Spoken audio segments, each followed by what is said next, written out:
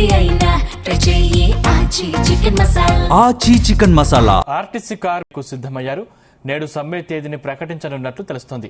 ఇవాళ labour కమిషనర్తో RTC JAC చర్చలు జరపనుంది. ప్రభుత్వం తమ డిమాండ్లపై స్పందించకపోతే ఈ నెల 20 నుంచి సమ్మెకు వెళ్లాలని ఆర్టీసీ కార్మికులు రెడీ అవుతున్నారు. మార్చి 13న యాజమాన్యానికి సమ్మె నోటీసు ఇచ్చారు. ఇప్పటి వరకు సమ్మె నోటీసులపై ప్రభుత్వం స్పందించకపోవడంతో సమ్మెలోకి వెళ్లాలని కార్మికులు ప్రాథమికంగా భావిస్తున్నారు.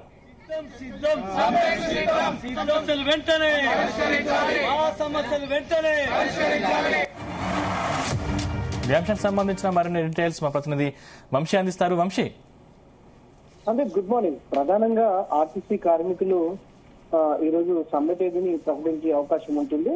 ఎందుకంటే గత నెల 24వ తేదీన అటు ఆర్టీసీ కార్మికులు, ఆర్టీసీ జేఏసీ అటు సమ్మె నోటీస్ ఇచ్చినటువంటి విషయం కూడా తెలిసిందే.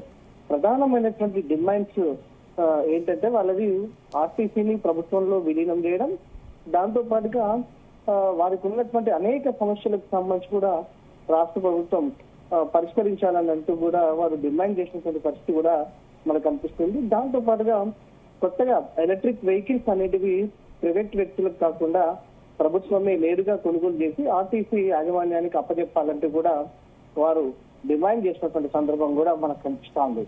అయితే గత సంవత్సరంన్నర కాలం నుంచి కూడా రాష్ట్ర ప్రభుత్వం కాలయాపన చేస్తుంది.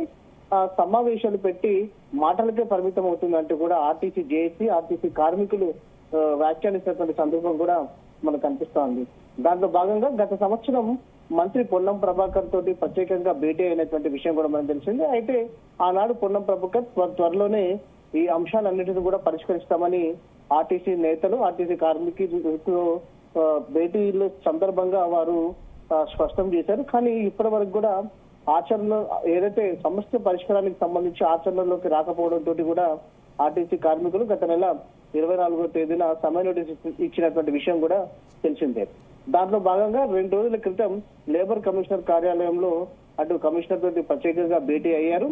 కానీ ఆ రోజు సమస్యకు సంబంధించినటువంటి అంశంపై క్లారిటీ రాకపోవడంతో కూడా ఈ రోజు అటు ఏదైతే కార్మికులతోటి చర్చలు జరపనున్నారు నేడు కూడా. అయితే ఈ మధ్య కాలంలో ఏదైతే గత 2 రోజుల క్రితం నిర్వహించినటువంటి సమావేశం అనంతరం ఈ అంశాలపైన ప్రభుత్వం దృష్టికి తీసుకెళ్లగా ఏదైతే లేబర్ కమిషనర్ దానికి సంబంధించిన వివరాలు కావచ్చు, దాంతో పాటుగా మరికొన్ని అంశాలకు సంబంధించి కూడా ఈ రోజు క్లారిటీ రాబోతుంది. ఒకవేళ ప్రభుత్వం గనక తమ సమస్యలకు సంబంధించి పూర్తి స్థాయిలో క్లారిటీ ఇవ్వకపోతే కనుక ఈ రోజు సమ్మె నోటీస్ ఇచ్చే అవకాశం ఉంటుంది.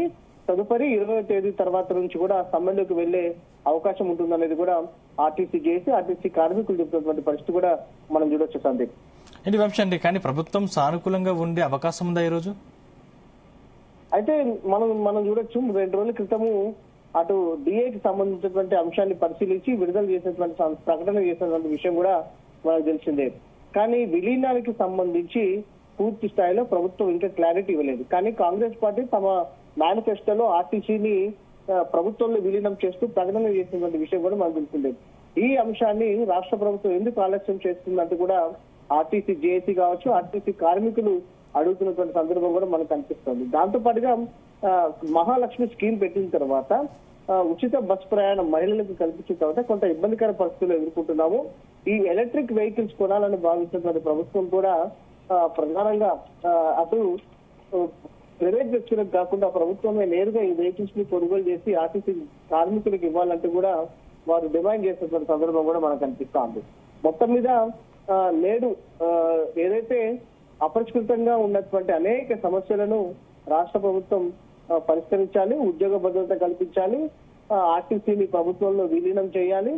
ఇలా అనేక అంశాలపైన ప్రభుత్వం కనుక ఈ రోజు క్లారిటీ ఇవ్వకపోతే కనుక 20వ తేదీ తర్వాత సమ్మెకు వెళ్లే అవకాశం మాత్రం స్పష్టంగా కనిపిస్తోంది.